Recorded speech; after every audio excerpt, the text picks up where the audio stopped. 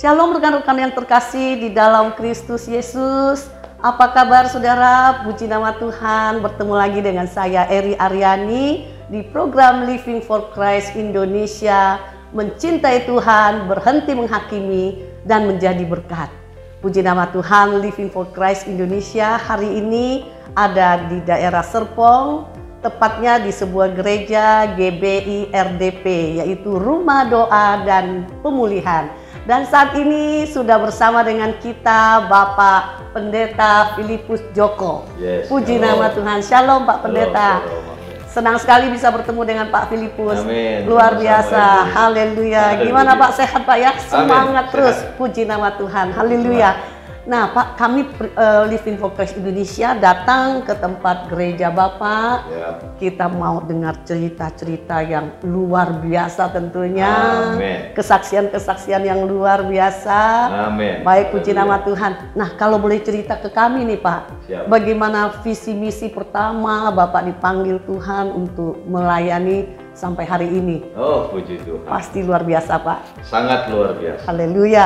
Haleluya. Jadi sebagaimana firman Tuhan, bukan kamu yang memilih aku, tetapi aku yang memilih kamu. Yes. Jadi kalau mau bicara jujur, dari saya lulus sekolah, saya S3, SD, SMP, SMA. Haleluya. Ya, jadi dari lulus sekolah juga saya langsung kerja.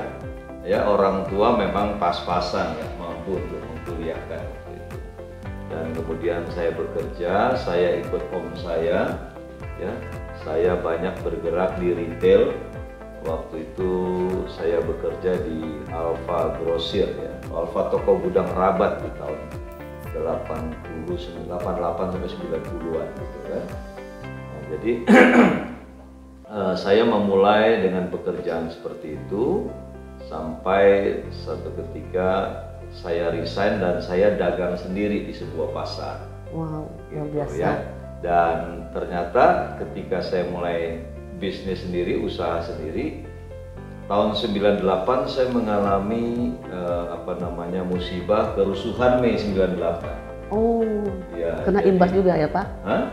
Keimbas juga pada Imbas, saat saya itu. menjadi korban kerusuhan juga waktu itu. Ya. Nah, jadi saya mengalami kebangkrutan, saya minus, bukannya nol tapi minus. Karena barang yang dijarah oleh massa itu tetap diperhitungkan utang oleh supplier, oleh distributor. Jadi kalau saya buka toko lagi, saya harus tetap cicil itu sebagai utang. Nah, ya singkat cerita dari perjalanan itu, kemudian saya merangkak perlahan-lahan, saya kerja serabutan, inilah itulah gitu ya. Pokoknya apa saja yang bisa menghasilkan uang untuk menghidupi istri dan anak, itu saya kerjakan. Nah, itu berlangsung sampai dengan tahun 2004. 2004 itu saya memulai bisnis bengkelas. Ya, saya terima banyak borongan pagar, teralis, kanopi itu saya mulai itu dan cukup lumayan maju. Tapi di 2006 saya mendapat panggilan dari Tuhan. Ya, jadi saya ditawarkan oleh, saya waktu itu bergereja di salah satu gereja di di Karawaci Serpong ini. Gembalanya tiba-tiba meminta saya untuk jadi full timer. Oh, luar biasa. Iya. Tapi memang pada waktu itu panggilan Tuhan begitu kuat sama saya. Kenapa? Saya merasakan sejak saya bangkrut, terus kemudian sampai saya dipanggil itu, saya terlalu banyak mengalami kasih karunia Tuhan. Luar biasa. Dari minus pelan-pelan Tuhan berkatin, sampai bisa bayar cicilan rumah. Waktu itu saya masih cicil rumah, bisa melunasi rumah dan lain-lain. Jadi saya merasa berhutang sama Tuhan. Haleluya, luar biasa. Jadi pada waktu saya ditawarin sama gembala untuk jadi full timer, saya terima. Amin. Saya terima. Dan saya melayani di satu gereja mega church. Ya, satu mega church, jumlah jemaat waktu itu ribuan. Ya. Tapi hampir 10 tahun saya melayani di sana. Di tahun ke-10 Tuhan bawa saya untuk keluar. Dan saya merintis Rumah Doa dan Pemulihan. Puji Tuhan. Sampai sekarang ini berarti ya Pak ya? Ya. Sampai sekarang ini Sampai LDP. sekarang ini. Jadi saya merintis dari 1 Maret 2012. 1 Maret 2012 saya bangun gereja-gereja rumah, komsel-komsel, Ya. sampai bertambahnya jemaat yang cukup lumayan 15 sampai 20 orang. Nah, setelah itu baru saya mengajukan komsel ini untuk menjadi sebuah gereja. Wow, luar biasa. Dihabiskan jadi GBI Rumah Doa dan Pemulihan. Puji Tuhan. Haleluya. Haleluya. Luar biasa pekerjaan Tuhan ya Pak. Sangat. Kita mendengarkan bagaimana kesaksian Bapak dari terpuruk ibaratnya, terus kemudian Tuhan angkat Ya. dan Tuhan memberikan satu kepercayaan yang luar biasa menjadi gembala jemaat dari GBI LTP. Betul. Wah, ini luar biasa kesaksiannya Pak. Haleluya. Tentunya nih Pak, di dalam pelayanan gereja seperti ini pasti ada suka dukanya Pak. Amin. Nah, tantangannya seperti apa? Mungkin punya kesaksian yang luar biasa yang bisa dibagikan ke kita. Bagaimana Bapak mengalami selama pelayanan itu ada sesuatu yang bisa dibagikan buat kita Pak? Ya pasti ya, jadi ketika saya memulai perintisan ini juga dimulai dari nol. Yes. Jujur pada waktu itu saya di rumah aja cuma punya motor tahun 2002 bebek yang harganya paling sekitar 1,5 juta 2 juta, ya kan? Jadi saya di posisi yang bukan udah punya modal, punya duit, enggak. Tapi bagaimana saya hidup dalam keadaan yang ya pas-pasan, tapi saya percaya sama Tuhan, dia Jehovah Jireh. Yes. Ya, Provider. waktu itu saya juga pelayanan waktu saya di Mega Church, saya sudah punya tim doa 3 orang. Ya, 3 orang lansia, 1 opa, 2 oma. Haleluya. Dan memang Tuhan bawa saya kepada pelayanan-pelayanan doa kesembuhan orang sakit, doa perpasan dan lain-lain. Wow, luar biasa Pak. Ya, jadi ini 3 prajurit saya ini, prajurit pendoa ini, mereka berpikir, waduh, biasanya di Mega Church saya dapat mobil inventaris kalau keliling pelayanan. Begitu keluar kan inventaris ditarik. Pakai apa nih? Gak mungkin kan cengfor gitu kan? Naik motor cengfor berempat gitu. Tapi tiba-tiba ada seseorang jemaat di gereja lama memberikan pinjaman mobil sama kita. Puji Tuhan. Memberikan pinjaman mobil sampai ketiga pendoa saya ini. Mereka panggil saya Papi mobil siapa itu? Katanya kan. Oh, dari Tuhan. Amin. Ya, jadi kita mulai pelayanan waktu itu dalam perintisan Rumah Doa dan Pemulihan pakai mobil pinjaman. Wow, luar Hampir biasa. 1 tahun. Tuhan sediakan ya. Tuhan siapkan. Ya, jujur pada waktu itu pun hati dak-dikduk. Mobilnya dipinjemin tapi bensinnya di mana? Belum punya jemaat kan? Ya. Gitu kan? Jadi saya baru dalam perintisan, dan ketika dalam perintisan itu ketika kita mulai adakan kolekte saja paling 15.000, 20.000. Sedangkan pemakaian bensin setiap hari kan bisa 100.000 gitu loh. Ya bisa 100.000 karena waktu itu saya dipinjamkan sedan yang 2000 cc, jadi boros sekali. Lumayan pengeluarannya. Haleluya. Tapi ya seperti tadi saya bilang, Jehovah Jireh, sepanjang 1 tahun pertama saya pakai mobil pinjaman ini, setiap kali saya mau isi bensin, Tuhan pasti siapin. Amin. Haleluya. Luar biasa Tuhan kita, Jehovah Jireh.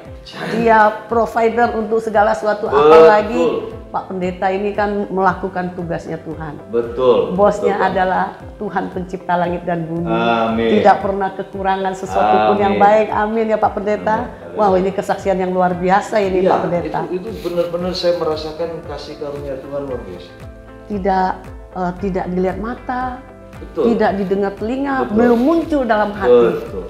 Disediakan segala sesuatunya Amin. untuk yang orang yang mengasihi dan melakukan tugas Amin. Tuhan. Amin, puji nama Tuhan. Iya. Nah Pak Pendeta, selama pandemi ini, Bapak Pendeta kan sebagai gembala jemaat. Ya. 2 tahun ini ya pandemi. Ya, hampir masuk 3 tahun. Bagaimana tuh pengalamannya Pak? Kalau boleh cerita. Walau seribu rebah di sisiku. Dahsyat. Amin. Kau tetaplah penolongku. Amin, amin. Saat semua rebah, ada banyak teman-teman juga berkata, aduh saya nggak bisa lagi bayar kontrakan tutup, gereja tutup. Ya, Nggak berani buka karena kekhawatiran nanti takut terkena COVID. ya. Banyak Tapi saya mau ketakutan. bersaksi pada kesempatan ini bukan untuk kesombongan, enggak. Tapi saya berkata kepada jemaat, saya beriman saya tidak akan kena COVID. Haleluya, amin. Amin. Kalau kita percaya Allah itu Immanuel, Dia akan menyertai kemanapun. Amin. Haleluya. Ya, haleluya. Jadi saya tetap ikuti peraturan pemerintah ketika harus lockdown tutup, ya gereja kita taat kepada Ya, pemerintah, kita betul. tutup. Tapi begitu sudah ada kelonggaran boleh ibadah dengan mengikuti protokol Ya, COVID, prokes. ya kan? Kita buka.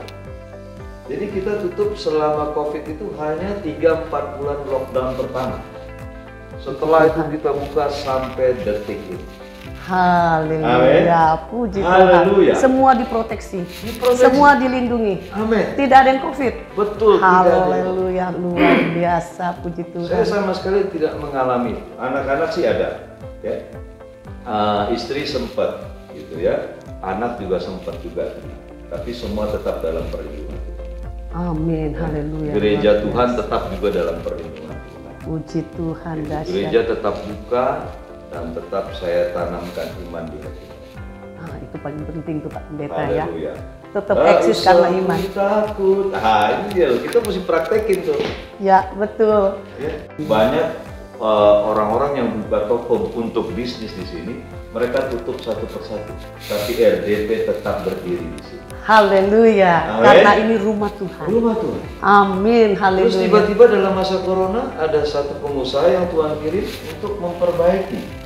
Ya, Wow. Kita semua diperbaiki nih, 2 lantai ini didesain luar biasa. Wow, Punya luar panggung biasa. yang bagus sekarang. Wow. Dulu panggung kita tuh Haleluya. cuma pakai spanduk aja, banner doang gitu. Kita cetak nanti temanya apa, gonta-ganti banner. Puji Tuhan. Tapi sekarang udah nggak gonta-ganti banner ya seperti yang kita lihat di Keren belakang sekali kita. Pak. Haleluya. Ini pekerjaan Tuhan yang dahsyat ya. Luar biasa keren. Haleluya. Nah, Pak Pendeta, saya mau tanya nih, pasti ada kerinduan, ya kan? Membangun satu gembala, menjadi gembala jemaat, membangun dari nol, dari tidak punya apa-apa, Ya.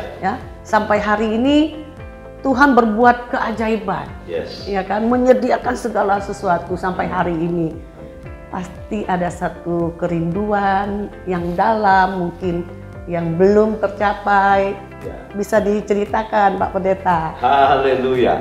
Jadi saya bicara tentang visi misi dulu yang Tuhan Yes, berikan ya. silakan Pak. Jadi Tuhan memberikan visi dalam pelayanan rumah doa dan pemulihan ini terdapat di dalam Lukas 4 ayat 18. Roh Tuhan ada padaku, Dia mengurapi aku untuk memberitakan kabar baik kepada orang miskin, Yes. membebaskan orang tawanan, orang tertindas dan lain-lain. Amin. Jadi Tuhan menyadarkan saya, kamu jadi hamba Tuhan itu harus melakukan ini.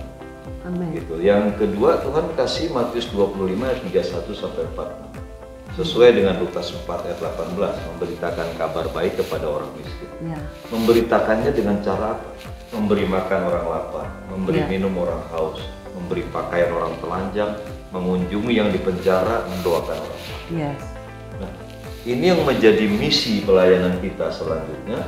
Sehingga dalam keadaan waktu itu juga kita masih dalam perintisan pas-pasan, kita mulai apa yang bisa kita lakukan. Amin. Dimulai dengan saya melayani satu penjara, gitu. Tuhan. Satu penjara, tapi kemudian Tuhan tambahkan 2 penjara, 3 penjara, 4 penjara, sekarang 7 penjara yang kita layani. Haleluya. Gitu ya. Lalu kemudian kita mulai berbagi nasi bungkus. Amin. Kita pelayanan ke kolong jembatan, ke pinggir rel kereta api. Setiap hari Selasa kita berbagi nasi bungkus di pinggir jalan, pakai mobil, di belakang kita bawa 100 box, 200 box, kita bagi itu ke pemulung, tukang sampah, ya, tukang yang bersihin taman di jalanan itu. Siapa aja yang kita ketemu, kita bagi nasi bungkus. Haleluya. Ini misi yang sangat mulia ya Pak Iya, Pendeta. jadi saya rindu, ya kerinduan saya apa? saya bisa menjangkau orang-orang miskin lebih banyak lagi, lebih besar lagi. Amin. Gitu. Haleluya. Kesempatan ini juga saya mau saksikan, Tuhan berikan ide sama saya karena kebutuhan dana begitu banyak. Akhirnya Tuhan kasih ide untuk saya membuka satu pelayanan namanya mengubah sampah menjadi berkat. Amin. Ya, jadi waktu itu saya memulai ngumpulin limbah-limbah plastik, botol aqua plastik, gelas plastik, pokoknya segala macam kita kumpulin, kemudian kita jual jadi duit. Duitnya ini mendukung pelayanan-pelayanan tadi. Wow, luar biasa Pak. Baru mau saya tanya Pak, sumber dananya dari mana? Apa memang ada donaturnya? Betul. Wow, ternyata dari usaha seperti ini ya? Iya. Wow. Tuhan ngajarin saya untuk bisa mandiri. Iya. Ya kan? Jadi yang penting hati kita nggak terpaut kepada manusia. Ya. Wah, ini si kaya nih, mungkin dia bisa dukung saya. Oh iya, terkutuk si itu mengandalkan manusia. Enggak. Betul. Tapi belajar untuk mandiri, apa yang bisa saya perbuat? Yes. Dan ya saya membangun pelayanan mengubah sampah. Haleluya, luar biasa Pak Pendeta. Haleluya. Puji nama Tuhan. Ini misi yang luar biasa yang saya rasa ini mulia sekali. Amin. Kenapa? Inilah yang Tuhan mau kita lakukan. Tuhan bilang kalau kita memberikan minum kepada salah satu hamba, ya orang yang paling hina, kita sudah memberikan minum kepada Tuhan Yesus. Berarti setiap hari Pak Pendeta ini melayani Yesus di jalan-jalan, di penjara-penjara, di mana saja yang Tuhan kirim. Amin. Wow, ini perlu didukung ini ya. Ini luar biasa. Tuhan Yesus dahsyat. Nah, Pak Pendeta sebagai closing statement, ya apa pesan Pak Pendeta yang Bapak bisa sampaikan menjadi berkat buat para penonton, para pemirsa Living for Christ Indonesia. Puji Tuhan. Bapak Ibu Saudara, baik hamba Tuhan, pendeta, penginjil maupun aktivis, ya Bapak Ibu Saudaraku, saya cuma mau menghimbau di dalam pelayanan ini kita harus 100% bergantung kepada Tuhan. Amin. Ya memang banyak tantangan, ya Saudara, apalagi di dalam pelayanan itu kita pasti butuh uang, ya. Tapi ingat baik-baik, kita bersandar bukan kepada manusia. Sekalipun kita menganggap, oh mereka berlebihan pasti bisa bantu kita, enggak. Tapi kita harus bersandar kepada Tuhan. Jadi pendeta, jadi hamba Tuhan, kita harus tekun, rajin melayani jiwa-jiwa, menjangkau jiwa-jiwa. Kedua, sebagai hamba Tuhan, kita itu harus kreatif. Ya, kita bukan cuma menyerah, udah deh, gue nggak punya duit, akhirnya kita bikin proposal yang begitu banyak, kita minta ke sana ke sini. No, kita harus kreatif. Bagaimana kita bisa menghidupi pelayanan kita sendiri? Kita minta hikmat Tuhan, kita kreatif. Apa yang saya lakukan idenya dari Tuhan. Tuhan kasih saya kreatif mengumpulkan barang-barang bekas, limbah plastik, elektronik bekas, TV, AC, kulkas, motor bekas, bahkan saya pernah dapat mobil bekas, Saudara. Dan semuanya ini kita jadiin duit, kemudian duitnya ini kita pakai justru untuk mendukung pelayanan-pelayanan kepada orang-orang miskin. Ya, jadi dua hal ini mungkin pesan saya, Ibu, ya, kepada semua pemirsa, ya, pendengar, penonton YouTube channel ini, ya, saudaraku, ya, jadi hamba Tuhan, murid-murid Yesus, prajurit Yesus, harus rajin, tekun menjangkau jiwa, dan kedua harus kreatif. Itu aja. Haleluya. Tuhan memberikan hikmat kepada orang-orang yang bersungguh hati untuk menjalankan tugas-tugas pelayanan Tuhan. Tidak pernah kekurangan dan Tuhan pasti mencukupkan menurut kekayaan dan kemuliaannya. Amin. Haleluya. Puji nama Tuhan, kita sudah mendengarkan kesaksian yang luar biasa melalui kesaksian hidup pelayanan dari Bapak Pendeta Filipus Joko. Saudara, ini misi yang harus kita dukung. Ini sangat mulia, saudara, melayani orang-orang kaum marginal, melayani orang-orang yang terbuang. Bagaimana itu adalah perintah Tuhan Yesus.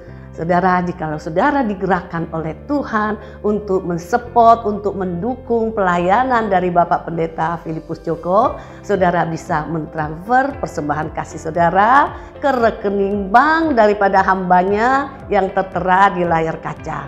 Puji nama Tuhan, percayalah apa yang kita berikan untuk pekerjaan Tuhan, kita berikan dengan sukacita, Tuhan akan membalasnya dengan berkat berkelimpahan. Haleluya saudara, jangan lupa saudara untuk subscribe, like, and share daripada program Living for Christ ini, biar kita semua boleh menjadi berkat bagi kemuliaan Tuhan Yesus Kristus. Puji nama Tuhan, shalom saudara.